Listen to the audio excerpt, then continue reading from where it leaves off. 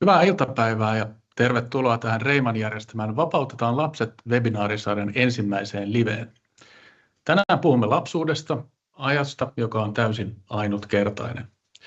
Mutta ennen kuin aloitetaan keskustelua haluan kertoa teille, että teillä on mahdollisuus osallistua tähän keskusteluun tuon chattitoiminnon kautta ja sinne voi jättää kommentteja koko webinaarin ajan ja me nostetaan sitten muutamia kysymyksiä mukaan tähän keskusteluun tämän webinaarin loppupuolella.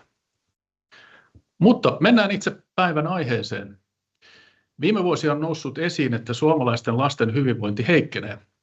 Yhä harvempi lapsi liikkuu riittävästi ja tilaa leikeille, aktiivisuudelle ja yhdessäololle on entistä vähemmän. Ruudut, ne vie koko ajan entistä enemmän huomiota ja sitten toisaalta turvallisuushakuisuus tukahduttaa lapsille ominaisen villeyden ja luovuuden. Eli tilanne on vähän ehkä synkähkö, mutta sen sijaan, että vaipuisimme toivottomuuteen, pikemminkin meidän on hyvä keskustella siitä, mitä me voisimme tehdä toisin. Mun nimi on Niklas Kaskeala The Activist Agencystä ja mä juonnan tämän webinaarin. Teemme siis Reiman kanssa yhteistyötä lapsen oikeuksien edistämiseksi ja tämä keskustelu on tosiaan osa tällaista Vapautetaan lapset -kokonaisuutta. Lisää tästä Vapautetaan lapset -työstä ja Vapautetaan lapset -vetoomuksesta voi lukea osoitteesta vapautetaanlapset.fi. Varmaan kollegani voi laittaa tuonne chattiin myös sen osoitteen, niin löytyy sitten sieltä helposti. Mutta minä en ole tänään äänessä niinkään, vaan mahtavat vieraamme. Tervetuloa Helsingin apulaispormestari ja Susijenkin entinen kapteeni Sean Huff sekä UNICEFin lapsen oikeuksien erityisasiantuntija Eerika Turunen. Tervetuloa ja kiva, että pääsitte mukaan.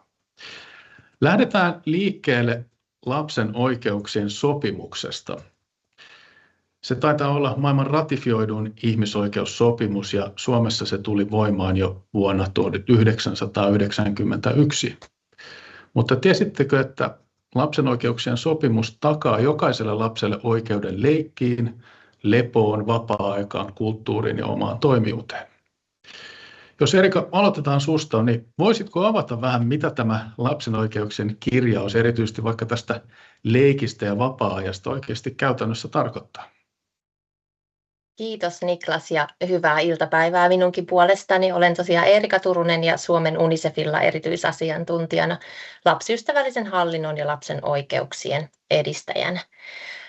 Lapsen oikeuksien sopimuksessa tosiaan 45 artiklaa ja niistä 31.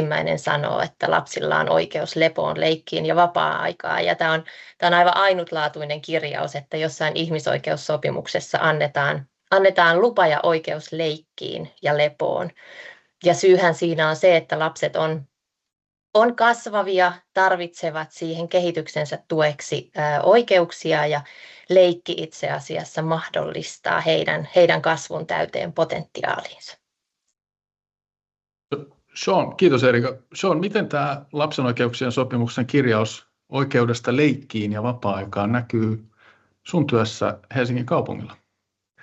No kiitos ensinnäkin kutsusta päästä puhumaan näin tärkeän asian äärellä, niin mistä se näkee on ehkä parhaiten siitä, että kuinka me suunnitellaan tilat näille nuorille ja lapsille. Et siitähän se näkee, että halutaan niin kuin leikkipuistoja ja näihin on panostettu silleen, että meillä on tiloja, missä lapset pääsee nimenomaan olemaan lapsia. Eli ulkopuistot, tilat suunnitellaan niin kuin lasten mukaan, päiväkodit, koulut ynnä muut, niin pidetään huolta siitä, että lapsilla on oikeasti sellaisia konkreettisia paikkoja, missä leikkiä. Hienoa, että tämä on huomioitu. Mutta tämänkin webinaarin taustalla on ehkä tämmöinen jonkunnäköinen huolestuttava kehitys kuitenkin.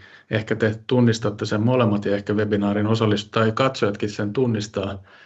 Mä ainakin itse muistan mun omasta lapsuudesta. Ehkä tämä voi olla osittain vähän semmoinen romantisoitu kuva, mutta mä muistan oman lapsuuteni hyvinkin aktiivisena, että vähän nyt ehkä liioitellen, niin aamulla lähdettiin ulos lähimetsään tai kallioille ja leikkimään, kiipeämään puihin, pelaa pihalätkää.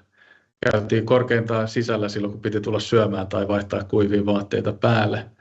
Nyt musta jotenkin tuntuu, ainakin mun fiilis on, että lapsuus on jollain tavalla kaventunut ehkä. Että ei ole enää samalla tavalla tilaa tällaiselle vapaalle ja villille lapsuudelle. Ja meillä on paljon dataakin tästä, että tässä on jotain tapahtunut Yksi hyvä tämmöinen datapiste on UNICEFin tuore vertailu tai tuorehko vertailu, jossa Suomi oli aikaisemmin lapsen oikeuksien tai lasten hyvinvoinnin vertailussa vaurauden maiden aivan kärkijoukoissa, mutta viimeisimmässä vertailussa taidettiin pudota siellä 17.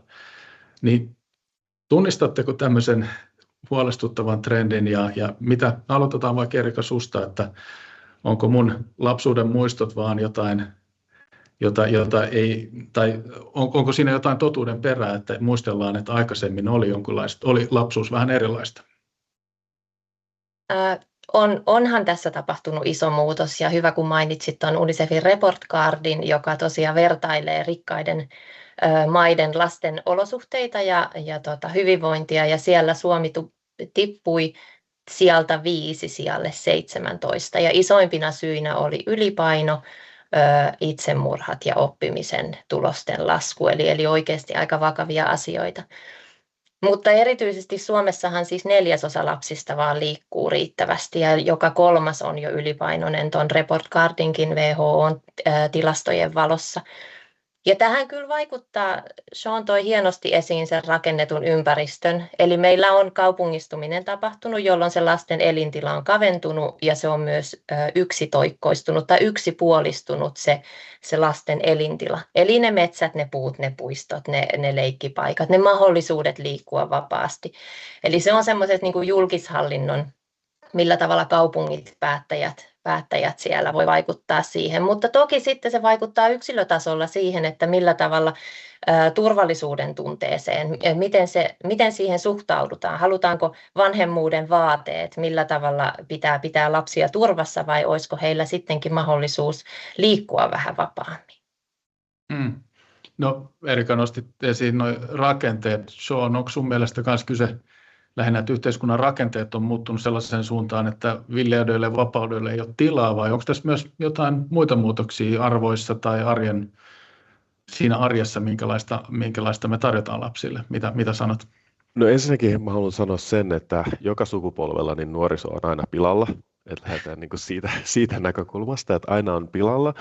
Mutta ehkä siitä, kun nyt itse on keski-ikäistynyt, nyt tuntuu oikeasti siltä, että nuoriso on pilalla. Tässä on, mutta niin kuin Erika sanoi, että kyllä tässä on niin kuin tutkimustenkin valossa tapahtunut sitä muutosta. Mä ajattelen, että onneksi Erika piti puheenvuoron ensin, niin mä sain mun 3. pointin tähän, koska mulla oli vain 2 pointtia ennen sitä, mutta nimenomaan tämä Erikan pointti tästä ympäristöstä, niin tämä on totta kai tärkeää. Ja tärkeää on se, että kuinka me rakennetaan sitä ympäristöä, missä meidän lapset liikkuu. Niin monesti kun puhutaan esimerkiksi liikkumattomuudesta, niin keskustelu menee harrastuksiin, mutta meillä on myös tutkimusdataa siitä, että oliko se noin puolet lapsista, jotka harrastaa, niin liikkuu myös liian vähän, jotka harrastaa sitten jotain urheiluharrastusta. Et kulttuuri on, että viedään autolla treeneihin ja takaisin, ja sitten tavallaan niin kuin se liike sen ulkopuolella ei ole niin paljon. Ja tämä on ymmärretty jollain tasolla Helsingin kaupungilla, ja tämä on myös sitä, että kuinka me rakennetaan sitä ympäristöä, että miten me liikutaan paikasta toiseen. Tukeeko meidän kaupunki sellaista rakennetta, missä vaikka kävellään kouluun, käytetään julkisia tai mennään pyörällä, koska se arkiliikunta on se, missä se niin kuin liike kuitenkin tapahtuu, missä tapahtuu enemmän liikettä. Ja mä haluaisin nostaa toiseksi pointiksi tämän digitalisaation, eli nämä mobiililaitteet.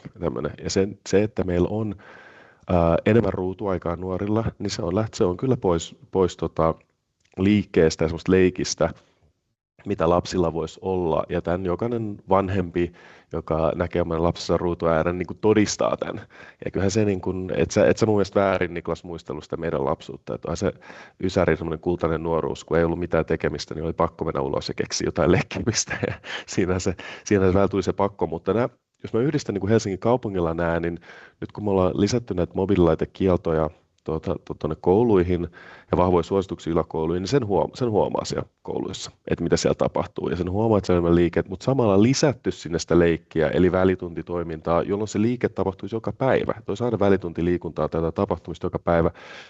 Ja sitten tämä mun viimeinen pointti, missä on ympäristö, digitalisaatio ja mobiililaitteet, niin sitä viimeinen pointti on just tämä vanhemmuus, mistä Erika mainitsi kanssa. Että se vanhemmuus ja se tavallaan, että ollaanko me vanhempina taas, niin kuin, että kestetäänkö me sitä meidän lasten omaa tylsyyttä ja semmoista, että siedetäänkö me sitä, että pystytäänkö me kieltämään heiltä mobiililaitteita. Se vanhemmuus on jollain tavalla, se on vaikeampaa. Se on ehkä vaativampaa nyt kuin mitä se oli ennen.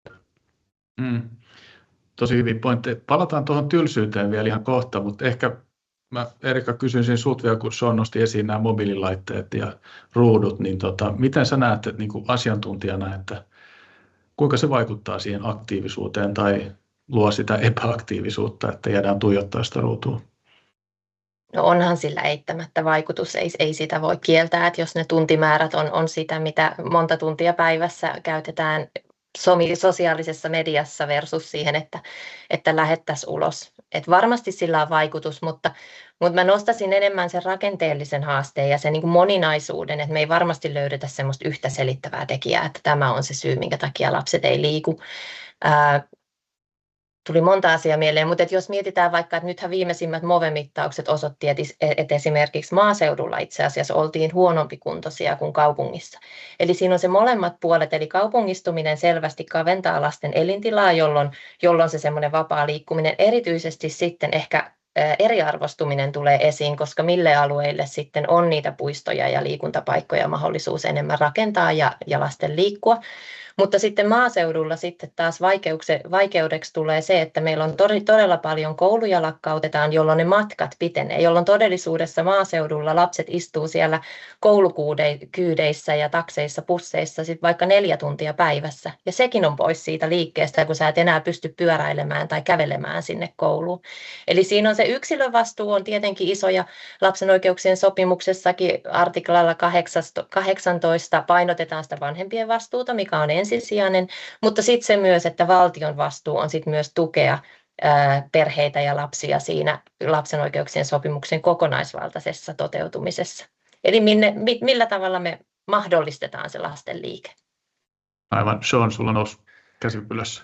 Joo, mä voisin mainita, kun Erikalla oli loistava pointti siitä kaupungistumisesta, että miten se tila kaventuu ja ehkä myös siihen tämmöinen kulttuurinen asia siitä, että harvempi saattaa kokea itsensä helsinkiläiseksi, mutta itse asiassa tunnistaa itsensä omaan kaupunginosaan.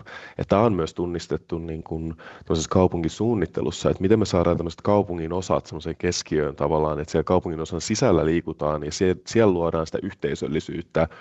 Ja palvelut on semmoisia, että siellä kaupungin osan sisällä voidaan liikkua. Ja tämä on tavallaan tunnistettu, että se on semmoinen, niin kuin Helsinkikin alkaa olla sen kokoinen kaupunki, että se kaupunkirakenne on sitä, että on useata eri paikkaa, ehkä semmoista pientä keskustaa, ja sitten niin kuin jokainen kaupungin osan sisällä niin kuin on sitä liikkumavaraa ja pystytään liikkumaan, ja siihen suuntaan kaupunki täytyy myös kehittää. Joo, hyvä, kiitos. Mä nostaisin vielä ehkä asia, jonka mä tuossa ihan alkujuonnossakin mainitsin, tämmöisen tietynlaisen turvallisuushakuisuuden. Se ei ole vielä teiltä noussut esiin, mutta tässä viime viikolla Yle uutisoi tämmöisestä tutkijaryhmästä, kansainvälisestä tutkijaryhmästä, joka korosti sitä, että lapset tarvitsee myös tilaa kokeilla rajojaan. Ja Yle kirjoitti, että aktiivinen ulkoleikki on yksi terveyden ja hyvinvoinnin peruspilareista unen ja ravinnon rinnalla. Onko meillä, nyt kun te puhuitte näistä rakenteista ja vanhempien vastuusta ja siitä, että kuskataan harrastuksia ja muuta, niin ollaanko me jotenkin kavennettu sitä tilaa, mikä lapsilla on, myös ottaa riskejä ja siinä leikissä ehkä vähän niin kuin kokeilla rajojaan, että mitä te näette, että onko tässä vähän se ikään kuin lapsuuden tila jollain tavalla kaventunut? Kumpi vaan, joka haluaa aloittaa? No mä voin vaikka aloittaa nyt. Mä mietin, että jos meidän historian saatossa, niin eihän vanhemmilla ole niin kuin hirveän pitkään aikaa historiassa ollut semmoista niin kuin tilaa, että ne voisi oikeasti leikkiä lasten kanssa tai leikittää lapsia. Että se on varsin nykyaikainen ilmiö, mihin lähdetään. Niin sellaisessa maailmassa niin lapset on jäänyt monesti yksin leikkimään toistensa kanssa. Ja siellähän syntyy niitä, että kehitetään omia sääntöjä, kehitetään omia leikkejä ja tavallaan kokeillaan niitä rajoja. Ja ehkä se riskinotto on vähän tiukempaa, kun ei ole ketään valvomassa. Ja nyt kun tässä nostettiinkin tämä kultainen 90-luku, niin eihän silloin oli mahdotonta myös vahtia lapsia, jos ne meni pihalle leikkimään. Sitten suunnilleen, että millä pihoilla ne oli, mutta sitten ne oli siellä. Mutta se et voinut valvoa sitä liikkumista samalla tavalla. Ja nuo mobiililaitteet vaikuttaa myös toiseen suuntaan, että se vaikuttaa myös vanhemmuuteen. Siihen, että vanhemmat voi seurata ja tietää ja pitää ilmoittaa vanhemmalle, missä ollaan, mikä myös luo sen tavallaan, että sitten holhotaan niitä lapsia enemmän ja ollaan koko ajan siinä, tietoisia siinä, missä lapset menee, missä ne on. Ja tämä on just se tavallaan vastakohta sille, että kun haluat, totta kai ollaan menty turvallisempaan suuntaan, mutta missä on se tila sen turvallisuuden sisällä, niin lapsille ottaa niitä riskejä ja leikkiä oikeasti. Ehkä kiipeä puuhun, mikä on ehkä vähän liian korkea, että ei pitäisi kiivetä sinne, tai muita tämmöisiä niin kuin lapsenomaisia kokeiluja. Mä myönnän itse kyllä, että mä vahdin, missä mun lapset menee niiden erilaisten appien avulla ja tietenkin niin kuin ihmettelen, miten mun vanhemmat aikoinaan selvisi ilman niitä. Miten sä, Erika, näet, onko tässä niin kuin, tavallaan, onko meidän vanhemmille jotain peilin katsomisen paikkaa tässä vai onko tämä ihan luonnollista, että me halutaan tietää, missä meidän lapset menee? Me kaikki vanhemmat epäonnistutaan varmasti aina kaikessa. Se tunne varmasti on yhteinen. Mutta tässä sitä mä oon paljon pohtinut, että mun mielestä siinä on niinku kaksi asiaa vähän päällekkäin. Ei romantisoida sitä vanhaa sillä lailla, että onhan meidän vaikka liikennekuolemat vähentyneet. Meillä on niinku tehty upeita toimia sille, että lapset saadaan pidettyä turvassa. Mutta kun se sana turva tarkoittaa nyt monta eri asiaa ja se lapsen oikeuksien sopimus, kannustan kaikkia sen lukemaan läpi, koska siellä myös kirjoitetaan suoraan, että riski kuuluu olennaisena osana, elementtinä leikkiin ja liikkeeseen. Ja on itse asiassa tärkeä elementti sille, että se mahdollistaa siitä lapsen oikeussopimuksen artiklasta saatavan hyödyn.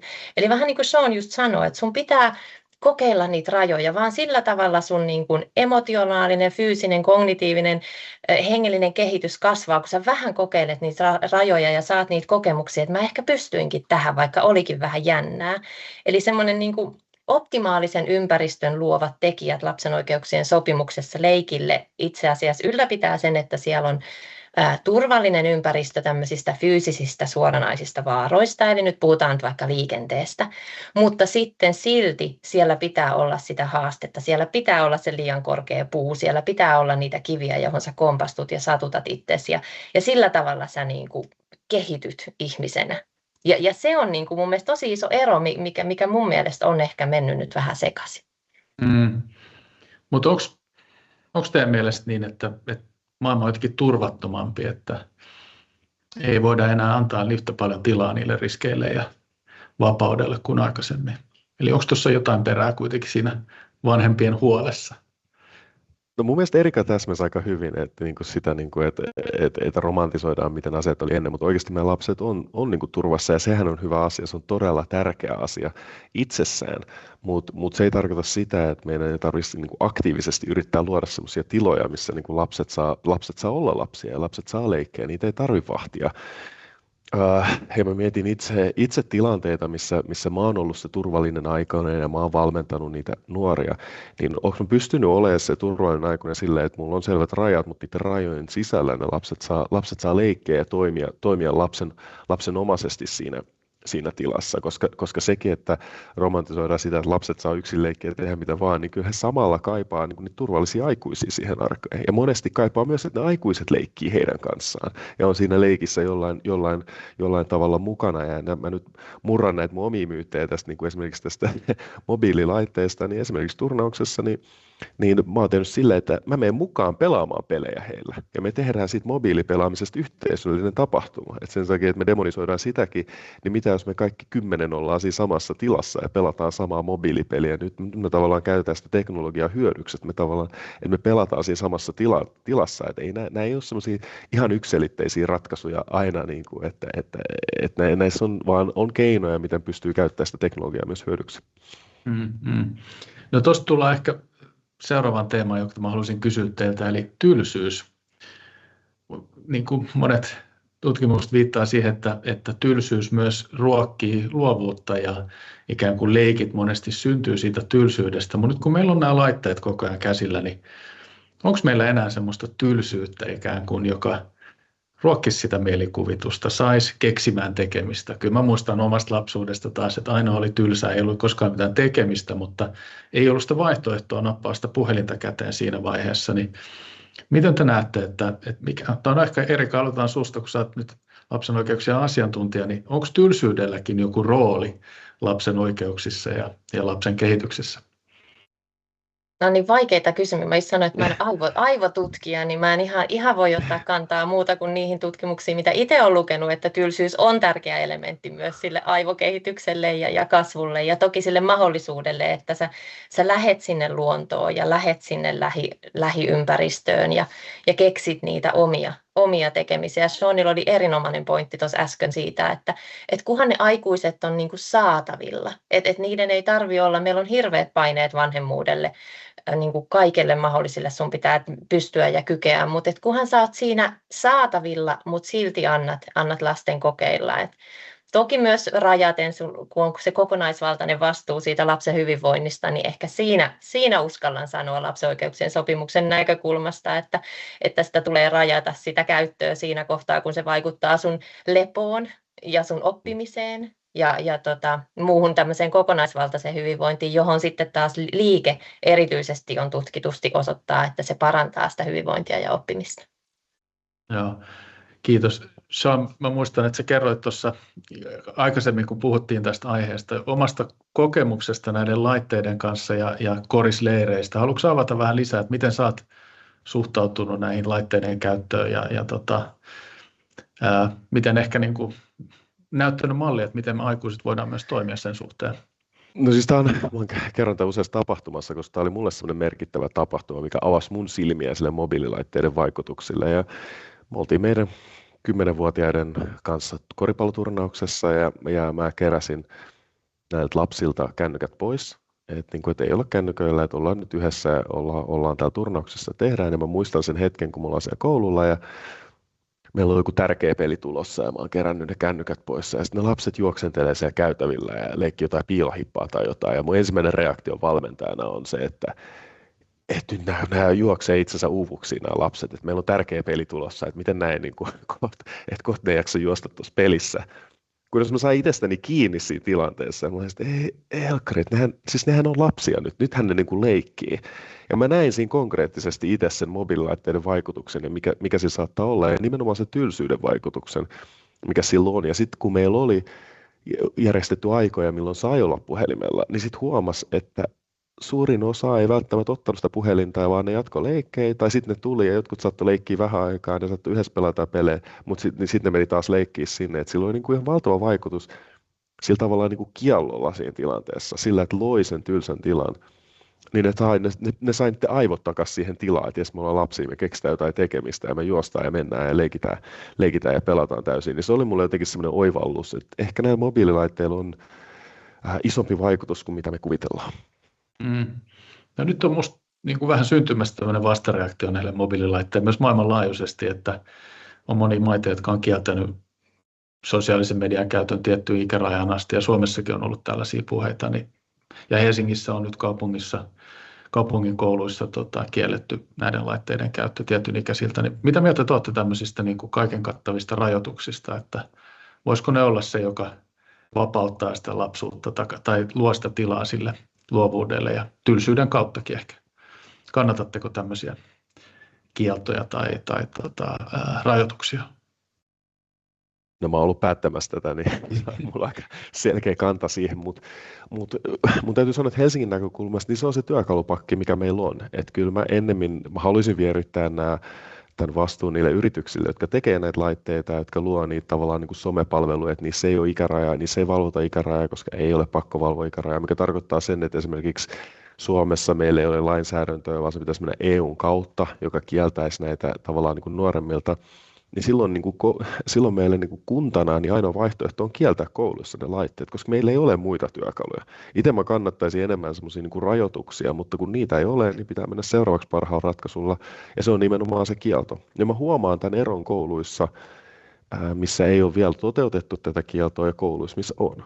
Ja se on niin kuin valtava ero, sä huomaat, että kouluissa, missä saa olla puhelimella, niin lapset kaikki on naama ruudussa ja ne on niin kuin, käytävien ympärillä ja se on semmoista paikalla olemista, ja koulussa, missä on toteutettu nämä rajoitukset, niin se on semmoinen niin kuin jatkuva vilinä käynnissä. Se on semmoinen, niin kuin saapuisi semmoiselle niin kuin torilla, että se on niin kuin todella paljon niin kuin menoa ja meininkiä niin kuin semmoisilla lapsilla.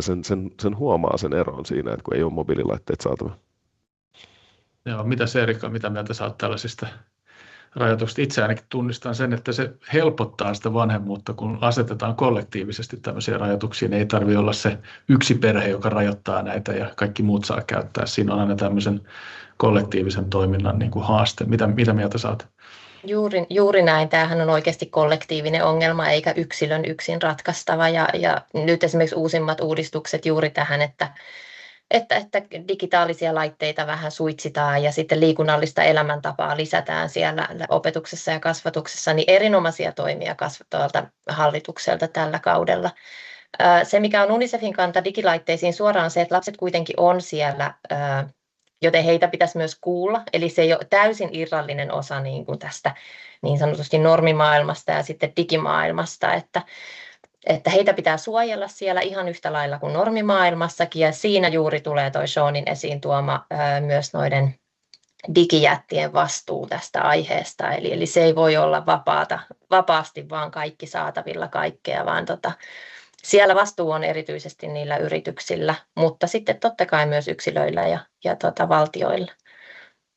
Joo, tosi hienoa, että nostitte esiin näiden digijättien vastuussa. Onhan se aika älytöntä, että me annetaan niille vapaus luoda tämmöisiä nuoria ja lapsia koukuttavia laitteita ja appeja ja muuta, ja sitten he pesee täysin kätensä siitä, mitä siitä seuraa. Mutta joo, Sean, ole hyvä, sinulla nousi käsitys. Niin mä voisin lisää, että vaikka se tuntuu niin kuin tavattomalta, että tämmöistä tapahtuu, niin oikeastaan se on aika tyypillistä, että meillä kehittyy joku teknologia.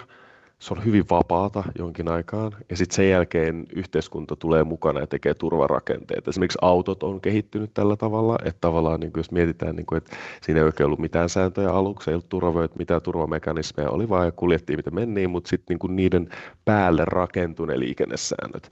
Ja sama on ollut erilaisten päihteiden kanssa esimerkiksi, että miten niin kuin päihteiden kanssa on toimittu, alkoholi, tupakkatuotteet esimerkiksi, miten näiden kanssa on toimittu. Ja mä näen, että tässä on niin kuin vähän sama asia, mutta koska kaikki asiat kulkee nopeammin, niin tämä on tavallaan ollut sellaisella kiihdytyskaistalla. Ja sitten kun se päätöksentekomekanismi, se ei ole nopeutunut missään vaiheessa, niin se laahaa perässä jollain tavalla. Ja mä kuvittelen, että jossain vaiheessa myös me kyetään luomaan sellaiset turvamekanismit myös nettiin sille, että se voi olla myös turvallinen paikka meidän lapsille ja nuorille. Eli tässä vähän nyt maailma muuttuu niin nopeasti, että politiikka ja päätöksenteko laahaa perässä, mutta pitäisikö meidän nyt ottaa vähän vauhdilla sitä kiinni, koska tosiaan tämä kehitys on niin vauhdikasta, että meidän rakenteet ei oikein jaksa pysyä siinä tahdissa. Mutta myös tutkimukset, että tavallaan tutkimukset vaatii aikaa, että me saadaan sellaista dataa, mikä on, ja niin kuin tutkimuksissakin kestää yleensä, niin kuin hyvissä tutkimuksissa voi kestää niin kuin vuosia, että me saadaan se data, mitä on, mutta me mietitään tätä someaikakautta, niin se on tosi lyhyt aika, mikä meillä on ollut, ja siis monet lapset on ehtinyt tavallaan elää jo siinä vapaassa maailmassa. Sitten se on vaikea viedä pois se digivapaus. Mutta hei, me ollaan nyt kutkuteltu jo tämmöistä teemaa tai aihetta, että kenen vastuu on nyt tehdä jotain asiaa toisin. Tässä nousi yritysten vastuu esiin, mutta mitäs muita niin kuin tavallaan vastuunkantajia me voidaan nimetä ja mitkä heidän roolinsa voisi olla? Että jos me kaikki vähän niin kuin tunnistetaan tämä ongelma, niin mitä on sitten toisaalta perheiden, yhteiskunnan, kaupunkien, yritysten vastuu ja mihin niin kuin kunkin kuuluisi keskittyä erityisesti, jos Erika aloitetaan susta, niin miten sä näet, että tämä vastuu jakautuu tämän tilanteen korjaamiseksi?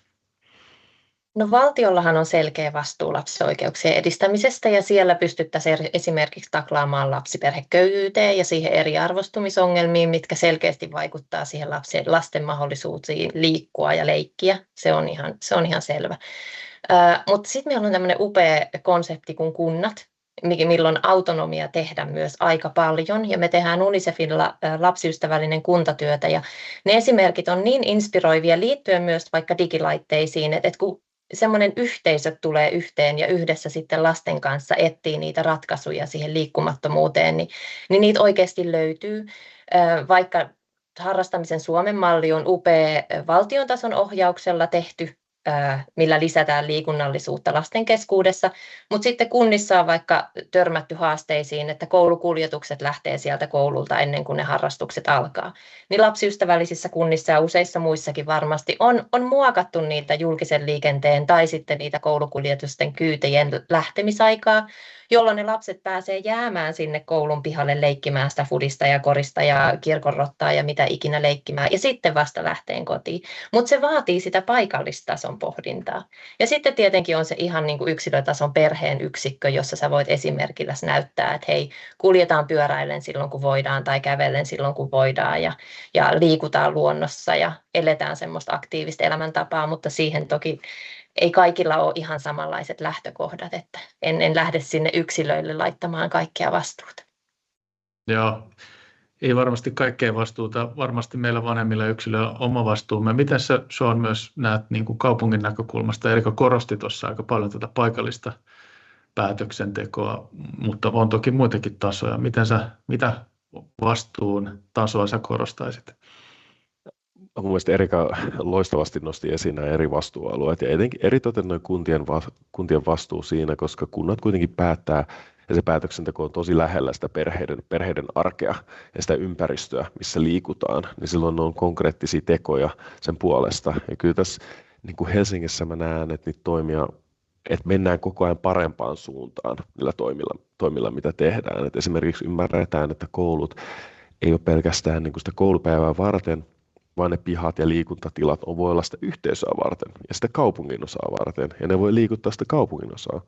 Sama on päiväkotien pihoilla, että onko meidän päiväkotien pihat semmoisia, että kuitenkin 5 jälkeen ja viikonloppuisin, että ne voi olla perheiden käytössä. Ne on loistavia paikkoja taaperoperheelle liikuttaa taaperoita, ja samalla se niin kuin liikuntapaikkasuunnittelu, meidän liikuntaverkot, että ne on semmoisia, mitkä houkuttelee, ne on tarpeeksi lähellä.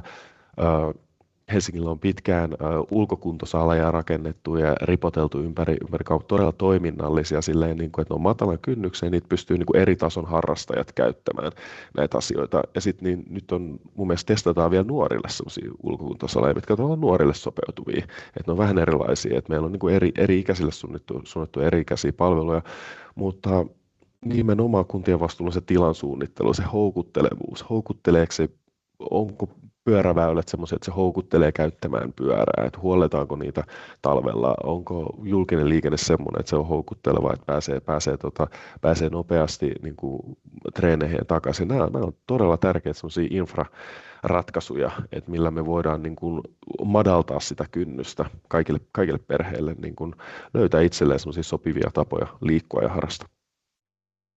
Joo, kiitos. Tunnistan ulkokuntosalien vaikutuksen. Itse asun noin 200 metrin päässä sellaisesta, ja sinne on itse asiassa aika hauska mennä myös lasten kanssa. Mutta tästä päästään ehkä siihen, että tuntuu siltä, että Helsingissä on asiat aika hyvin, mutta Erikakin nostit aikaisemmin esiin esimerkiksi maaseutukuntien ja kaupunkien väliset erot. Meillä on kuitenkin tässä lasten oikeuksissa tai tässä aktiivisuudessa isoja alueellisia eroja, isoja sosioekonomisia eroja. Miten te näette, että mitkä on tällä hetkellä sellaiset haasteet tällä saralla, että saadaan niin kuin ne lapset varsinkin liikkumaan, jotka tällä hetkellä ei sitä tee, ja sitten toisaalta meillä on valtavasti hyväosaisia lapsia varsinkin, joilla on niitä harrastuksia. Ehkä siellä on ongelmana se, että heitä kuskataan sinne, mutta tässä on niin kuin iso eriarvoisuus, ja miten me voitaisiin lisätä yhdenvertaisuutta tässä lapsen oikeudessa liikkumiseen ja aktiivisuuteen. Haluatko Erika aloittaa? No mä lähtisin myös sieltä, että kuultaisiin niitä eri taustoista tulevia ihmisiä. Meillä on ehkä vielä ollut semmoinen ajatus, että se yksi malli riittää kaikille, että me kuullaan, että no meillähän on tämä liikuntapaikka täällä ja miksei ne käytä näitä meidän palveluita, kun ne syyt voi olla ne juurisyyt. Unicef aina lähtee etsimään niitä juurisyitä ja yleensä se juurisyy voi olla joku ihan muu kuin mitä ajatellaan, niin kyllä siellä. Sen takia mä palaan sinne kuntatasolle, koska mä niin arvostan sitä, että se on lähellä sitä kuntalaisia, niin kuin Sean sanoi, että ymmärretään ne niiden eri kuntalaisten tarpeet ja lähdetään sitten ratkaisemaan se juurisyy, eikä semmoisena, että könttänä kaikelle. Et joskus se voi olla juuri se pääsy sinne, se julkinen liikenne ei kulje enää sinne treenien jälkeen, sä et pääse sinne. Joskus se on, että sun vanhemmat ei ole rahaa maksaa niitä harrastusmaksuja. Joskus se voi olla syrjintään liittyvä asia. Meillä on kuitenkin myös vamman kanssa elävien lasten ja mahdollisuudet liikkua meidän pitäisi varmistaa, ja myös sitten vaikka eri kulttuuritaustoista tulevien mahdollisuudet harrastaa. Siellä voi olla ihan eri syyt kuin mitä me ajatellaan. Miten Sean, oletko huomannut esimerkiksi Helsingin kaupungissa eriarvoisuutta tämän lasten aktiivisuuden ympärillä? Meillä on siis se, mikä huomaa, on se, että polarisaatio lisääntyy. Että se on perheet, joilla menee heikosti, menee heikoimmin tällä hetkellä. Että se on todella ikävä suunta, mikä tällä hetkellä on. Että suurimmalla osalla menee itse asiassa ihan hyvin, mutta siellä näkyy, että semmoinen lapsiperheköyhyys, niin kun, että ne, ketkä on ollut, se lisääntyy lapsiperheköyhyys yleisesti, mutta sitten myös niille, jotka menee heikosti, niin menee heikommin. Ja se on asia, mihin täytyy taklata niille palveluille, että ne on oikeasti saavutettuja. Ja mä haluaisin sitoa tähän myös semmoisen asian, että Totta kai monesti puhutaan harrastuspaikoista, kun puhutaan liikuntapaikoista, että on lisää harrastuspaikkoja, mutta me tarvitaan myös paikkoja, mihin voi vain mennä ja olla. Nuorisotalot on tämmöisiä loistavia kohtaamispaikkoja, mutta sitten myös, että meillä olisi riittävästi niitä urheilupaikkoja, että olisi semmoisia, mihin nuoret voisivat vaan mennä ja pelaa ja olla ja leikkiä. Ja niin kuin vähän puhuttiin tuossa alussa, että ei ole sitä aikuisen vetävää, sitä urheilua ja leikkiä. Ja tämän on myös huomannut itse, että kun mä toimin juniorivalmentajana, että mähän voin laittaa ne lapset, nuoret juoksemaan ja tekemään vaikka minkä näköistä, mutta jos mä maskeeraan sen leikkiin, niin se on aina paljon kovempaa ja se tekeminen kuin silloin, kun se tavallaan tulee niin kuin käskystä, vaikka se olisikin mieluisaa.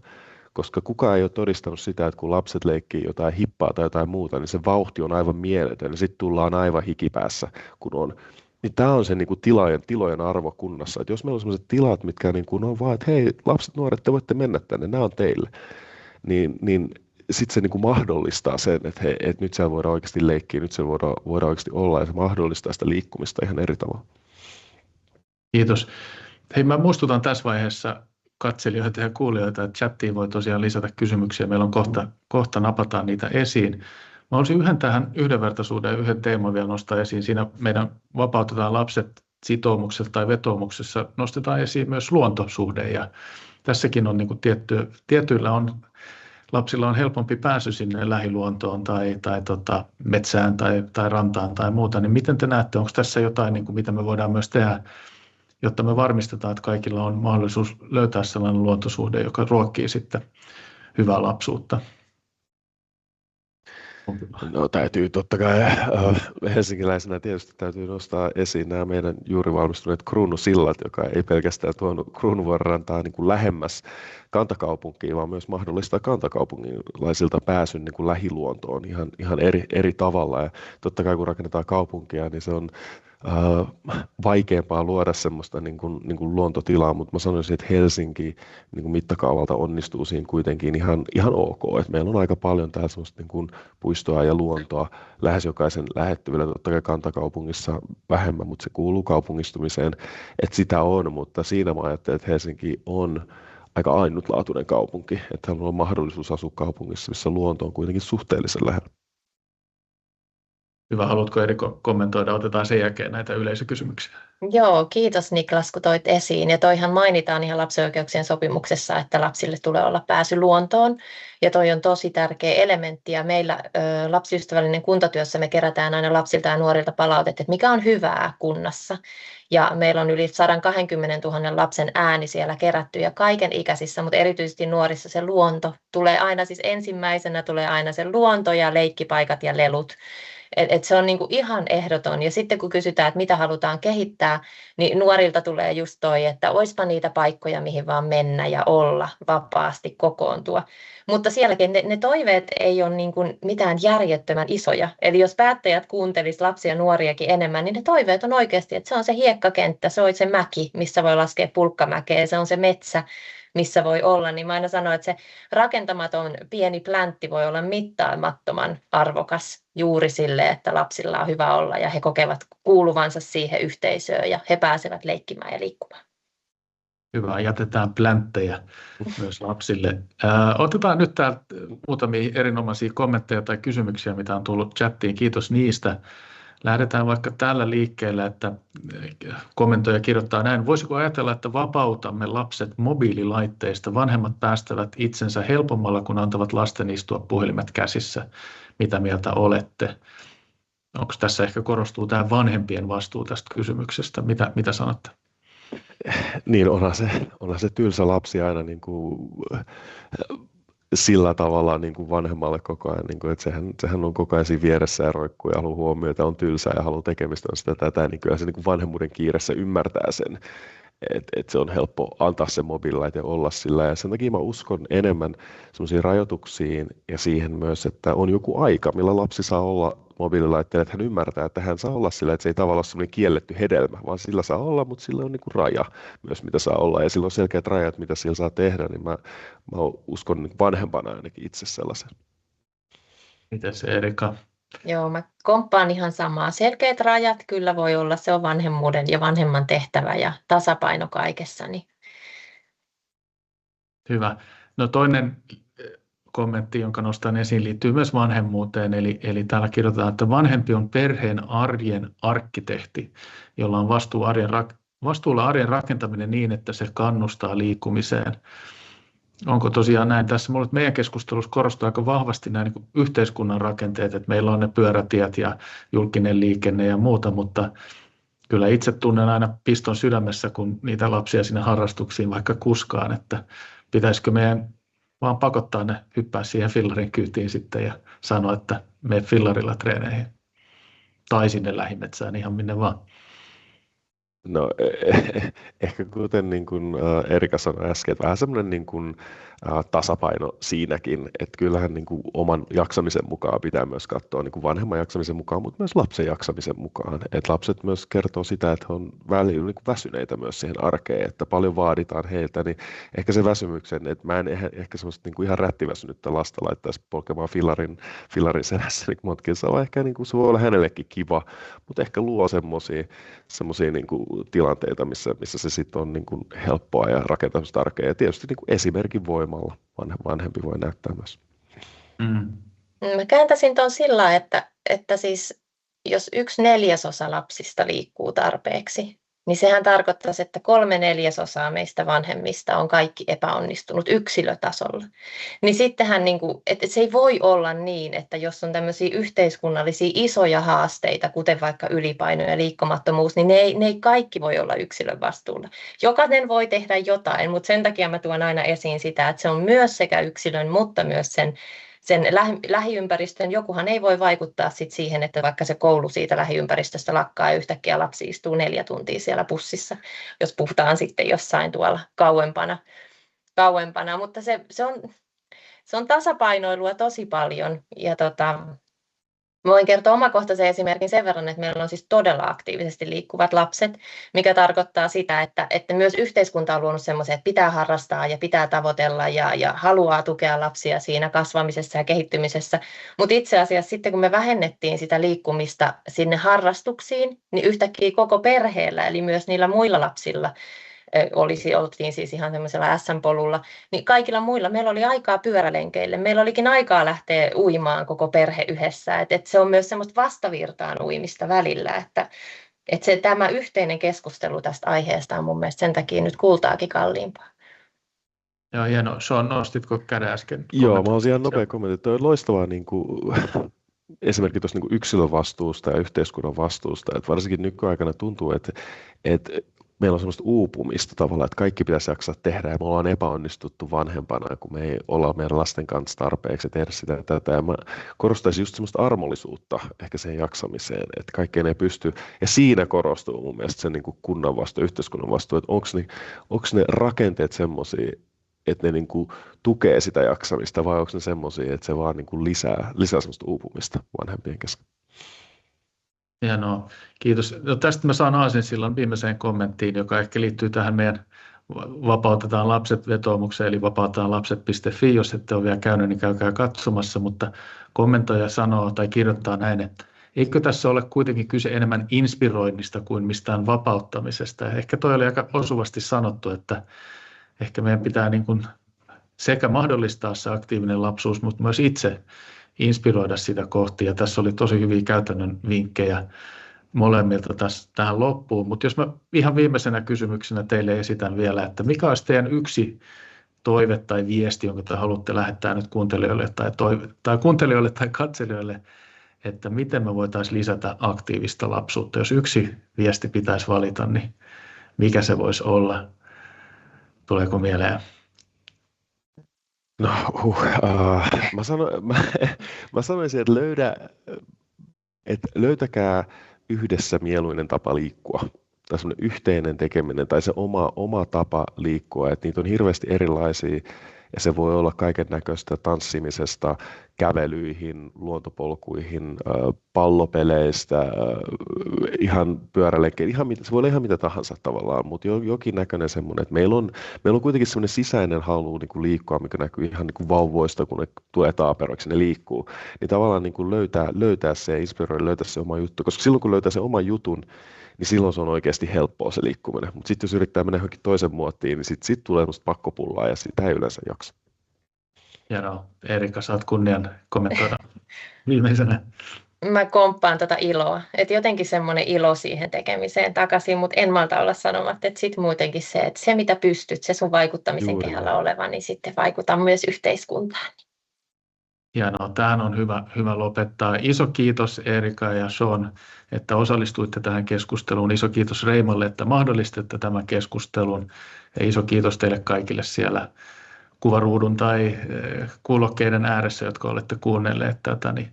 Tämä keskustelu jatkuu uusien webinaarien merkeissä myöhemmin, mutta tässä vaiheessa suurkiitos kaikille kuulijoille ja katselijoille ja nähdään taas. Moikka! Kiitos, moi! Kiitos.